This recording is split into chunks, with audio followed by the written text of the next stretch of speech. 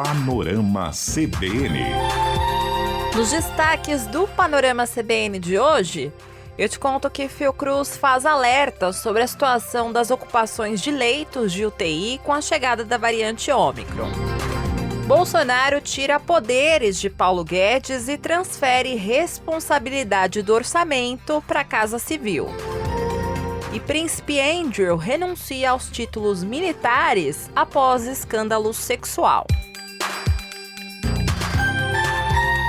Olá para você que está ouvindo o Panorama CBN. Eu sou a Juliana Prado e vou te contar em menos de 30 minutos tudo que foi notícia nesta quinta-feira, dia 13 de janeiro de 2022. Panorama CBN.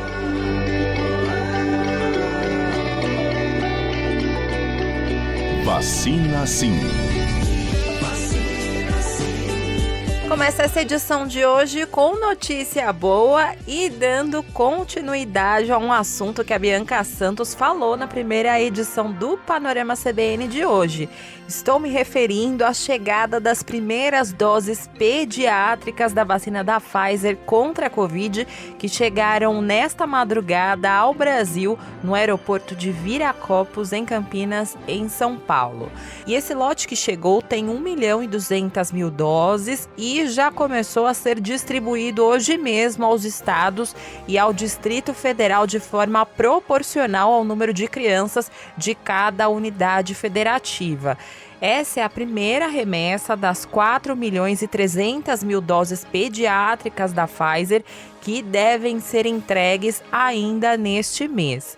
E a expectativa é de que 20 milhões de vacinas sejam entregues no primeiro trimestre para aplicação nas crianças de 5 a 11 anos de idade.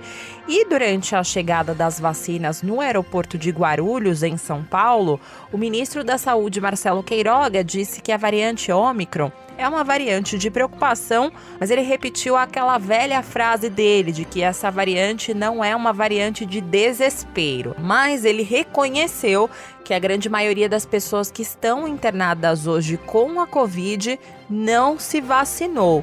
E por causa disso, ele reforçou o pedido para que as pessoas se vacinem e completem o esquema vacinal. Além disso, ele aproveitou também para falar sobre a vacinação infantil. Ele falou sobre os possíveis eventos adversos relacionados à vacina.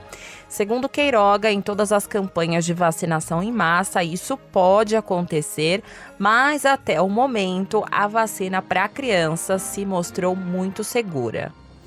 E nós vamos ficar observando esses eventos adversos, juntamente com a própria Anvisa, a quem incumbe a farmacovigilância, e a própria indústria farmacêutica, para fazer as possíveis correções de rumo. Mas, apesar de recente, essas vacinas têm sido aplicadas nos principais sistemas de saúde no mundo. Essa aplicação ela começou no mês de novembro, sobretudo nos Estados Unidos. Mais de 8 milhões de doses foram aplicadas nos Estados Unidos e as crianças de 5 a 11 anos não têm sido notificados eventos adversos maiores. Portanto, até o que nós sabemos no momento, existe segurança atestada não só pela Anvisa, mas por outras agências regulatórias. E quem também estava presente na entrega dessas doses foi a presidente da Pfizer aqui no Brasil, a Marta Dias. E ela aproveitou para dar um depoimento pessoal.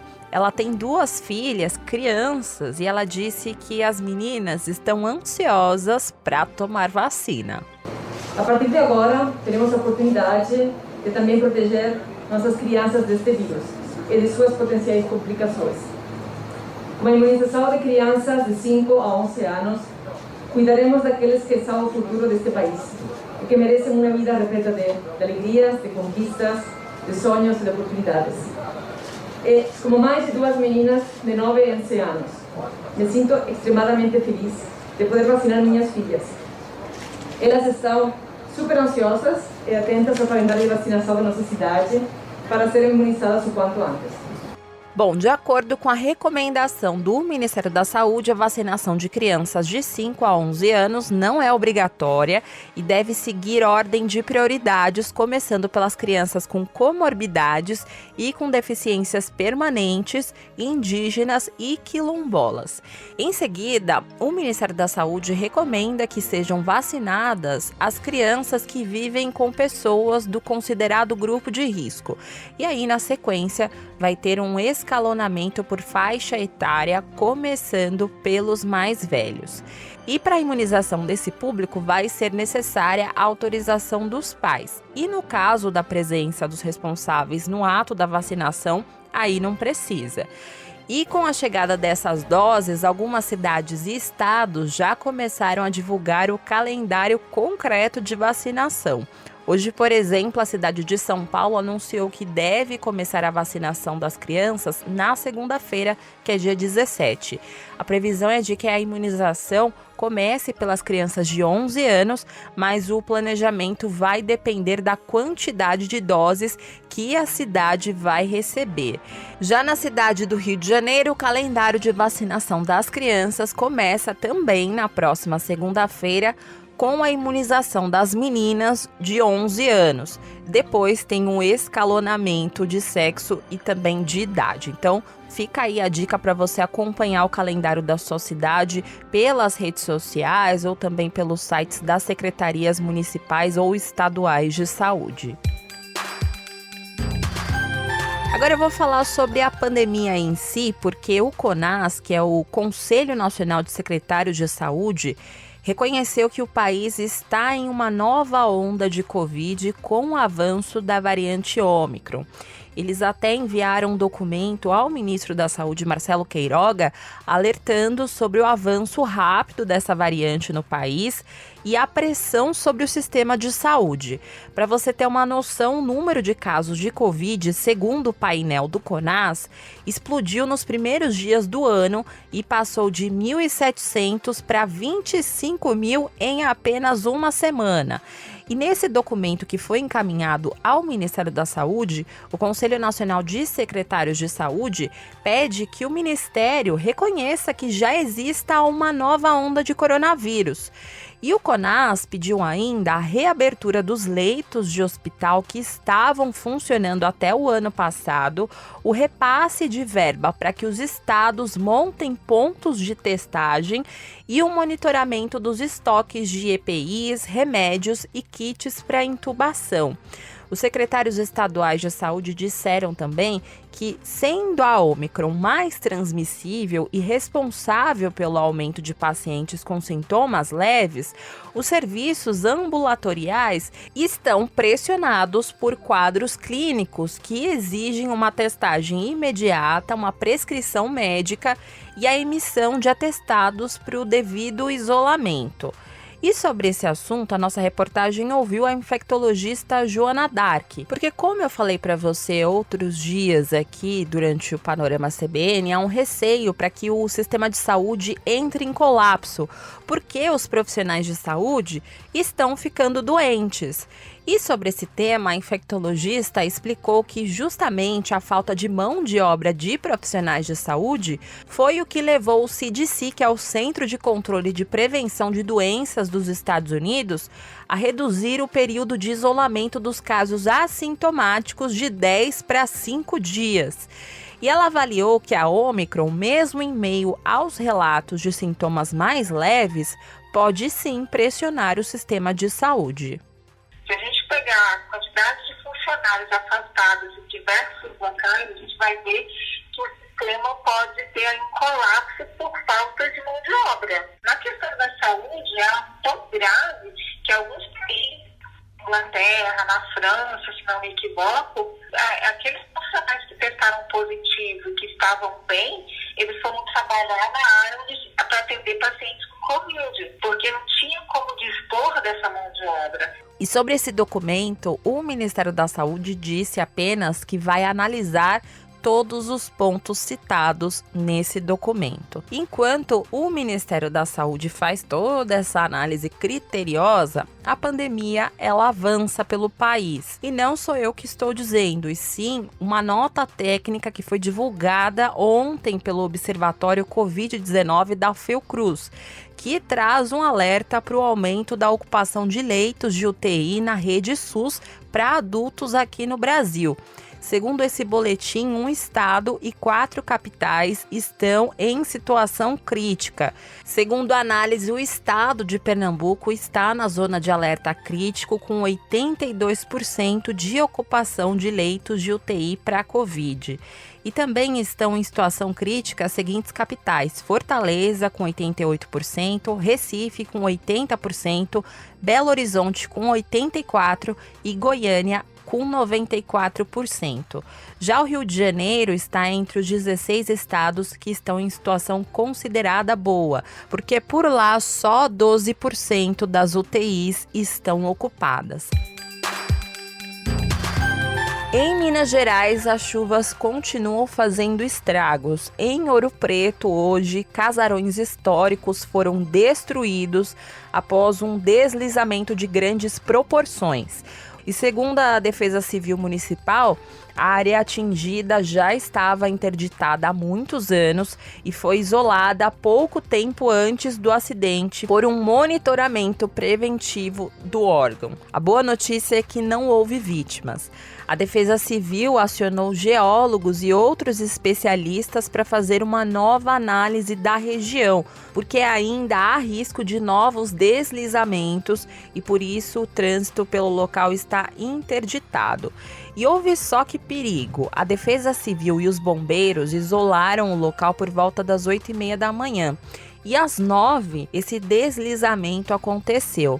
E o porta-voz do Corpo de Bombeiros de Minas, o tenente Pedro Aihara, falou que essa medida pode ter salvado vidas de pessoas que estavam na cidade.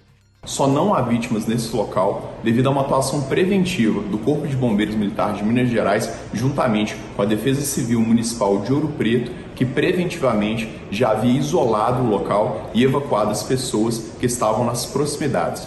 Nesse momento, as equipes do Corpo de Bombeiros, elas continuam fazendo trabalho de vistoria nas outras residências que ficam na região para se verificar a necessidade e a viabilidade de se evacuarem mais casas. É fundamental que a população do local respeite a área que está isolada, porque podem acontecer novos movimentos de massa. No total, foram 2 casarões atingidos. Um deles pertence à prefeitura, que é o Solar Baeta Neves, que é do século XVIII, que foi uma das primeiras construções neocoloniais da cidade. E o secretário de governo de Ouro Preto, Felipe Guerra, explicou que nenhum bem tombado foi destruído, mas que essa casa de propriedade da prefeitura tinha sim um valor histórico importante.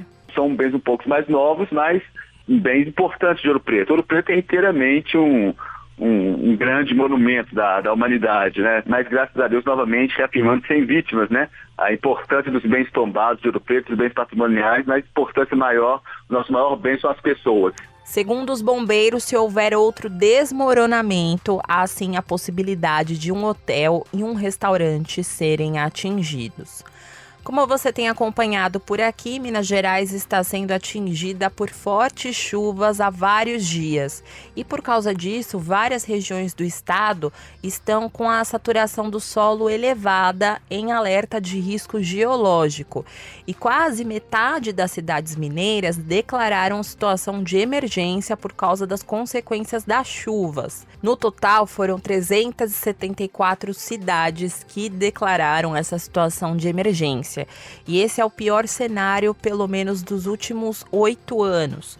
Segundo a Defesa Civil, o número de pessoas que estão fora de casa devido a alagamentos e desabamentos continua subindo. São quase 30.500 pessoas. E o estado também registrou hoje mais uma morte relacionada às chuvas. Na economia, parece que o presidente Jair Bolsonaro está tirando algumas funções do posto Ipiranga. Era assim que o presidente Jair Bolsonaro chamava o ministro da Economia, Paulo Guedes, né? Pois é, hoje Um decreto que foi editado pelo próprio presidente, que foi publicado no Diário Oficial da União, passou para a Casa Civil o poder de autorizar ou não ações de abertura e remanejamento de despesas do dia a dia dos ministérios. Até então, para você entender, decisões desse tipo ficavam a cargo do Ministério da Economia, até porque eles têm lá aquela planilha para saber para onde eles vão distribuir os recursos, quanto de dinheiro tem no caixa, enfim. E essa medida que foi publicada hoje no Diário Oficial, ela é avaliada por especialistas como um revés ao ministro da Economia, Paulo Guedes. Inclusive, a equipe dele tem enfrentado disputas com o Palácio do Planalto. Isso porque o ministério já se mostrou contrário à aprovação de diversas medidas de caráter populistas que foram defendidas pelo presidente. Entre as mais recentes estão o refis para micro e pequenas empresas. Eu até falei sobre isso aqui para você, mas não custa nada lembrar.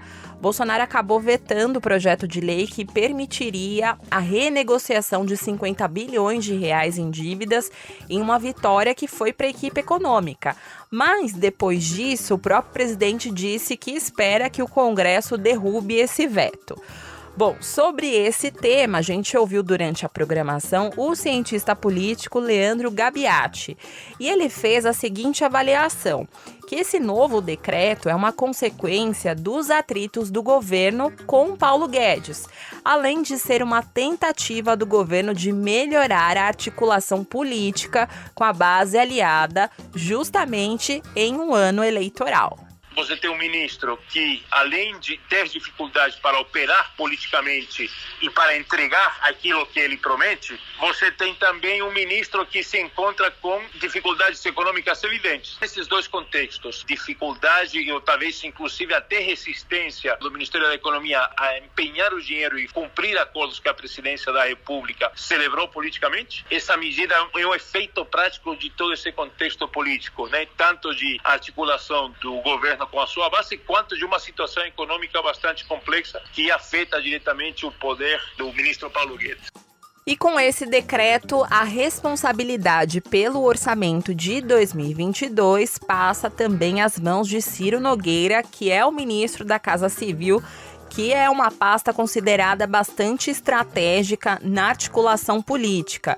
Além disso, como eu falei para você, tem a questão política, porque Ciro Nogueira é do PP, que é um dos partidos que integram o Centrão.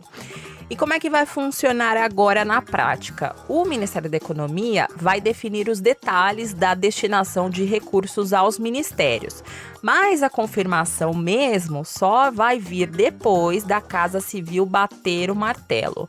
Então, o ministro Ciro Nogueira vai poder determinar quais ações cada ministério vai priorizar, além de decidir sobre mudanças pedidas pelo Congresso na execução de emendas de relator. No mercado financeiro, a Bolsa de Valores de São Paulo encerrou o dia de hoje em baixa de 0,07% aos 105.609 pontos. No mercado de câmbio, o dólar comercial fechou o dia em baixa de 0,14%, cotado a R$ 5,527. Já o euro terminou negociado a R$ 6,335, com uma desvalorização de 0,03%. No cenário internacional, o príncipe Andrew, que é filho da rainha Elizabeth II, renunciou hoje aos seus títulos militares e abriu mão de seus cargos honorários. E chama a atenção essa notícia porque essa decisão do príncipe vem ao mesmo tempo em que ele enfrenta um processo civil nos Estados Unidos por agressão sexual. Agora, o príncipe Andrew, que já estava se afastando aos poucos da vida pública, também vai deixar de atender pelo título de Sua Alteza Real. E eu falei para você que ele enfrenta um processo nos Estados Unidos, né? E eu vou dar mais detalhes para você porque é muito importante. Seguinte, um juiz de Nova York recusou ontem um recurso que foi apresentado pelos advogados do príncipe para que anulasse a denúncia de agressões sexuais apresentada contra ele por Virginia Giuffre, que é uma americana que acusa o príncipe de ter abusado dela sexualmente em 2001, quando ela tinha 17 anos. E ela é uma das vítimas de crimes sexuais do gestor financeiro americano Jeffrey Epstein, que foi declarado culpado de pedofilia por um tribunal da Flórida, mas ele se suicidou na prisão em Nova York em agosto de 2019, quando ele aguardava um novo julgamento por tráfico e abuso de menores. E o príncipe tinha uma amizade muito próxima com Epstein. Ele até defendeu ele publicamente em uma entrevista que foi muito polêmica para a BBC em novembro de 2019. E na época, essa declaração provocou um grande escândalo que obrigou o príncipe a se retirar da vida pública. Eu fiz aqui um resuminho para você sobre esse assunto, mas se você quiser saber mais sobre isso, eu indico que você veja a série documental na Netflix chamada Jeffrey Epstein, Poder e Perversão, e que mostra como funcionava um dos maiores escândalos sexuais dos Estados Unidos, que contava com a participação de vários empresários e também figuras públicas como o próprio príncipe Andrew.